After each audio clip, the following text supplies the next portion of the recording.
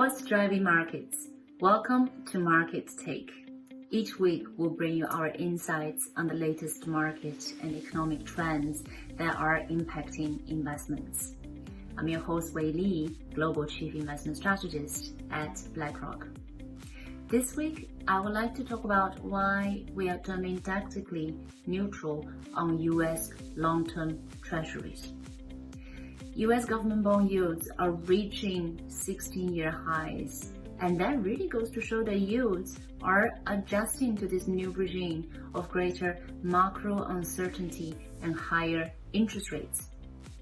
We had been underweight long-term treasuries on a 6 to 12 month tactical horizon for now 3 years, but now we're turning neutral.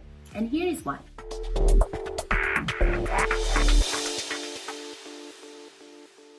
Since the Fed started hiking rates in March 2022, a large part of the yields pushing higher has been markets pricing in higher policy rates.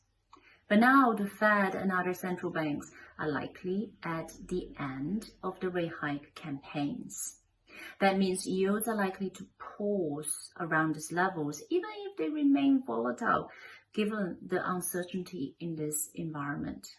The economic damage from higher rates is also likely to become clearer over time. And those are the reasons for turning neutral on long-term treasuries now. A pause in the long-term yield surge doesn't mean that we see yields falling sharply from here, nor does it mean that this is a step towards us turning overweight long-term treasuries. Recent yield moves have also been driven by investors demanding more compensation for the risk of holding long-term treasuries. In other words, term premium. We expect investors to demand more such term premium due to the volatility in long-term treasuries, driven by persistent inflation plus large fiscal deficits and debt issuance. On a strategic horizon, we're starting to think that we could see 10-year yields at 5% or higher at some point. From a whole portfolio perspective, we balance this neutral stance on long-term treasuries by turning more underweight in investment-grade credit.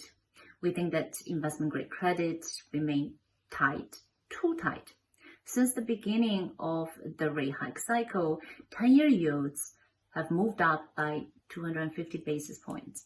High yield spreads have widened by roughly 20 basis points. But investment grade spreads have actually tightened.